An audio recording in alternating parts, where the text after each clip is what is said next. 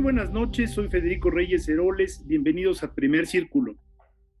Muy buenas noches, bienvenidos a Primer Círculo, soy Carlos Elizondo y hoy tenemos el gusto de tener a la gente adecuada para entender cómo viene la economía del año entrante, cómo viene el presupuesto, si va usted a pagar o no más impuestos y por supuesto me refiero al secretario de Hacienda, Arturo Herrera. Bienvenido, Arturo. ¿Qué tal, Carlos? Me da mucho gusto estar con ustedes. Secretario, mil gracias. A ver, una pregunta.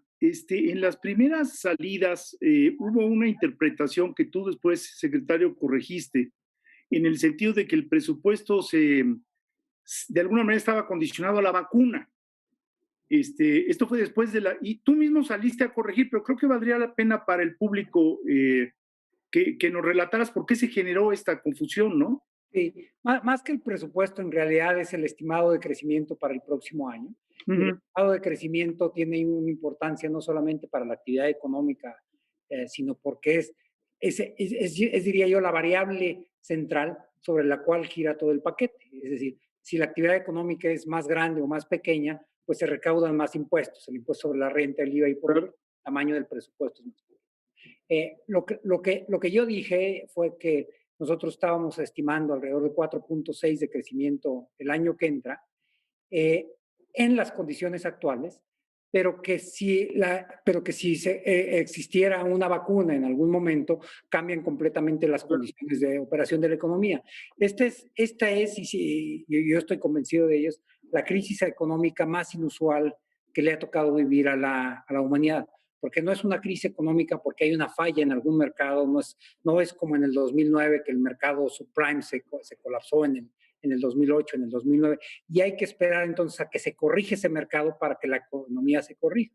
Aquí hay una decisión de contener la actividad económica para ir disminuyendo el contagio, y estamos operando la economía en esas condiciones, y solamente podremos llegar a las condiciones que existía antes cuando se encuentre una vacuna, ¿no? Pero el pronóstico no dependía de ello. Digamos, sin vacuna, esos son los parámetros que tenemos, por las razones que tú dices, aunque también es cierto que aunque hubiera vacuna, parte de lo que se destruyó, que ese es el otro gran problema de esta crisis. Es decir, no sabemos, en caso de que nos reactiváramos plenamente, cuántas empresas ya no van a poder regresar a trabajar, pues porque no tuvieron flujo y quebraron. Y ese es el daño permanente que le puede hacer una cosa como esta a la economía y que quizá pues dificulta recuperar el nivel previo. Sí, ese fue de hecho el quid de las discusiones internas que nosotros tuvimos. Y si hoy ve uno, por ejemplo, va uno a un restaurante, lo que se encuentra es que tienen un número de mesas que no están ocupadas. Y no están ocupadas no porque la gente no quisiera ir, pasan las dos cosas. La gente tal vez no quiere ir porque tiene miedo al contagio, y el segundo es, ellos pueden haber tomado la decisión de no ocuparlas todas para permitir que haya distancia.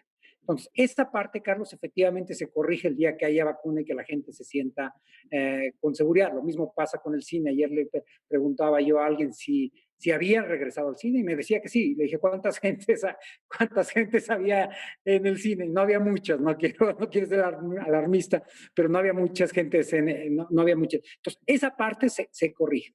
Ahora, ¿de qué depende que este impacto de si hubo destrucción o no? Y no me refiero nada más de las empresas, Carlos. Hay tres elementos que nosotros teníamos que considerar muy claramente para ver el potencial de la economía. El capital como tal, o sea, si existe, es decir, si una empresa deja sus máquinas paradas por mucho tiempo, se va depreciando. Tú te referías más a la empresa en sí mismo, si había logrado sobrevivir, pero hay una tercera que es muy importante, y eso es algo que desde hace algunos años está muy estudiado en la economía, que es el capital humano. Una persona que queda desempleada por mucho tiempo, en el momento que hay una oportunidad, las habilidades son menores que las que tenía. Por eso es muy importante que el desempleo sea de corta duración, ¿no?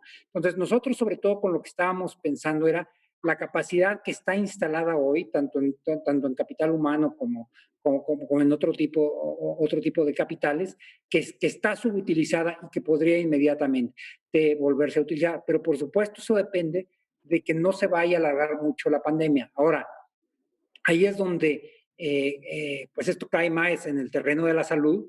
En ese sentido es la más inusual de las crisis, donde la trayectoria de la economía va a depender de la trayectoria de la pandemia y de la salud. Solamente para hacer un paréntesis, hubo probablemente una de las frases más afortunadas con respecto a esto, la leí hace un par de semanas en el País, donde Barry Eichengreen, un economista muy destacado de la Universidad de Berkeley, decía, esta crisis, la trayectoria de ellas la pueden predecir mejor los epidemiólogos que los economistas, ¿no? Entonces, yo creo que eso resume claramente un poco el tipo de reto que estamos teniendo. Una pregunta, secretario. En las últimas semanas hemos visto algo así como una pequeña revuelta de los, o ni tan pequeña, de los gobernadores, que varios de ellos se quejan con que ha habido una disminución muy significativa en los recursos asignados. ¿Tú qué les dirías? Parecía que es una discusión que ahí viene, ¿no? Pero te puedo adelantar lo que les voy a decir mañana, porque me voy a reunir con ellos mañana. Mañana a esta hora ya me reúno. Primero, no hay discrecionalidad, porque curiosamente, y esa es tanto la ventaja como desventaja que hay, las participaciones federales están fijadas en la Ley de Coordinación Fiscal, están fijadas por fórmula. Es literalmente una fórmula matemática. Uno puede cuestionar si la fórmula es la correcta y viene de otras administraciones, pero si yo pusiera 0 pesos en el presupuesto en participaciones, de todas formas les tengo que dar lo que dice la fórmula en el momento en que vayan cayendo los recursos. En el caso de las participaciones federales, a mí me parece que está muy claro lo que va a pasar. Este año va a caer la economía alrededor de 8%, los ingresos que son participables son proporcionales a ellos, pues va a caer una caída. Si lo quisieras pensar de manera lineal, va a caer, para hacerlo fácil, una caída de 8% en las participaciones federales. Tenemos mecanismos para compensarlo, el llamado Fondo de Estabilización de los Ingresos de las Entidades Federativas, y creemos que lo vamos a alcanzar a compensar todo. Pero el año que entra vamos a tener un aumento del 4.6%. ¿Eso qué quiere decir? Que va a haber más participaciones que las efectivas de este año, aunque probablemente son menores de las que se presupuestaron para el año 2020, porque el año 2020 no se presupuestó con ingresos, con una caída del 8%, ¿no? Entonces, lo primero es pues que tengan tranquilidad. O sea, esto no es un tema discrecional, esto es un tema perfectamente auditable. Yo creo que lo que hay, una preocupación que a mí me puede parecer legítima de algunos gobernadores, es si la fórmula en sí es la fórmula correcta, ¿no? Y hace muchos años a Carlos y a mí nos tocó analizar la reforma del 2007, y esto es público. Yo hice críticas a esa fórmula. Entonces, lo que algunos de ellos observan, pues yo lo vengo diciendo desde hace 13 años. Ahora, cambiar la fórmula tiene que ser bajo ciertas condiciones, porque es un juego de suma cero. Si tú le cambias a la fórmula, vas a tener 16 estados que son beneficiados y 16 entidades que son perjudicadas. Entonces, yo creo que lo que hay que hacer es hacer una discusión muy seria de cuáles creemos nosotros que deben ser las fuentes de financiamiento del país, buscar fortalecer esas fuentes de financiamiento y entonces cambiar la fórmula, pero buscando que no sea una situación de claros perdedores y todos ganadores. En el momento que cambies la fórmula, va a haber unos que van a ganar más que otros, pero necesitamos que todos ganen. Si no, eso es políticamente intransitable. No va a haber los consensos para cambiar la ley. Bueno, Arturo, si bien es cierto que las participaciones están, como tú dices, son matemáticas, sí hay 2 decisiones políticas de ustedes que les afectan. La primera es cuando el Estado decide disminuir la carga fiscal de Pemex por una serie de decisiones que ha tomado respecto a Pemex. Eso disminuye los ingresos de la federación, pero esos entraban como parte de la fórmula.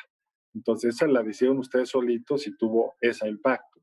Y la otra son las aportaciones, ese sí no es matemático. Cuando tú ves hacia dónde está yendo el grueso del gasto de inversión, pues son hacia los estados donde resulta que están las grandes obras del presidente, y hay estados que no tienen ni de lejos esa cantidad de recursos asignados. No, yo creo que hay una cosa en la que tienes razón y otra en la que no tienes razón, ¿no? La primera en la que no tienes razón es las aportaciones también vienen por fórmula. Lo que va al fondo de educación, etcétera, todo eso viene, y es más allá que por fórmula, está claramente determinado cuál es lo que se le transfiere a cada estado de educación, lo que cuesta la nómina. En realidad la discusión que nosotros tenemos es eso, ¿no? Por ejemplo, la aportación a través del FAIS o los fondos que van a luchar contra la pobreza, esos tienen una fórmula que te liga, por ejemplo, a variables de marginación, etcétera, ¿no? Yo creo que lo que sí planteaste, que a mí me parece que es una un tema que pues valdría la pena discutir. Si yo no fuera el secretario de Hacienda, lo discutiría todos los días, pero no estoy tratando de hacerme el trabajo más difícil, es hacia dónde tienen que ir los recursos. Y yo creo que una parte importante de los recursos de inversión están yendo hacia el sur del país. Y a mí me parece que esta es una decisión importante porque, y perdón por la digresión técnica, pero en la teoría del crecimiento había una hipótesis que ha resultado difícil de probar, que era que si tú tienes dentro de un mismo país regiones que crecen a ritmos distintos, la que es más pobre va a alcanzar, es la hipótesis de la convergencia, a las más ricas. Lo que ha pasado en México es que es lo opuesto. Las regiones más pobres se han convertido en más pobres o se han estancado con respecto al centro y al norte del país. Hay lo opuesto, que es una divergencia, ¿no? Y el caso extremo es Chiapas. El PIB per cápita de Chiapas en los 30 años ha caído. Es el único estado donde se ha empobrecido a lo largo de las décadas. La misma teoría te diría entonces que hay que cambiar las condiciones, y uno de los elementos que hay que cambiar es el capital que hay ahí, por eso hay que invertir de manera predominante. Pero yo creo que, y eso es tal vez parte de los errores que nosotros hemos cometido, es que nos hemos invertido en el otro sentido, tanto en esas obras que son de las que nosotros hablamos. Pero, por ejemplo, uno de los gastos más importantes que hemos tenido son los que se han hecho en el norte o en entidades como Jalisco y como Nuevo León. Te acabo de hablar de lo de la presa, pero en Nuevo León también le invertimos al metro de Nuevo León. A ver, le invirtieron un poco ellos, el 90 y tantos % fueron nosotros. Ahora, secretario, se ha dicho que aquí hay un recorte sobre los recortes, que la austeridad está ya llegando a los huesos. Hubo recortes en 12 secretarías. ¿Alguna de ellas, digamos, realmente tú lo ves así, se está tocando hueso o todavía había mucha grasita que cortar? No, yo creo que había de las dos cosas, ¿no? Yo creo que es natural, digamos, uno quiere pensar que todos los servidores públicos están extraordinariamente comprometidos con los objetivos más importantes del país, y yo creo que cada uno efectivamente sí, pero lo ven a través de los lentes específicos de su área. Si tú hablas con la gente de medio ambiente y están convencidos que el tema central es el cambio climático, si tú hablas con la gente de seguridad, el tema central para ellos es cómo bajar los niveles de secuestros, de asesinatos en el país. Si tú hablas con la gente de salud, probablemente correctamente hoy están diciendo que el tema principal es COVID, y cada uno tiene resistencias a que haya una disminución de sus gastos. Pero efectivamente no hay mucho más de maniobra. Yo creo que lo que nosotros sí cometimos un error, yo te diría, es casi de carácter semántico, porque hablar de austeridad, y correctamente estamos aplicando una política de austeridad, tiene una connotación muy específica que viene desde los años 80, está asociado a una disminución del gasto que no está compensado con un aumento del gasto en otro lado.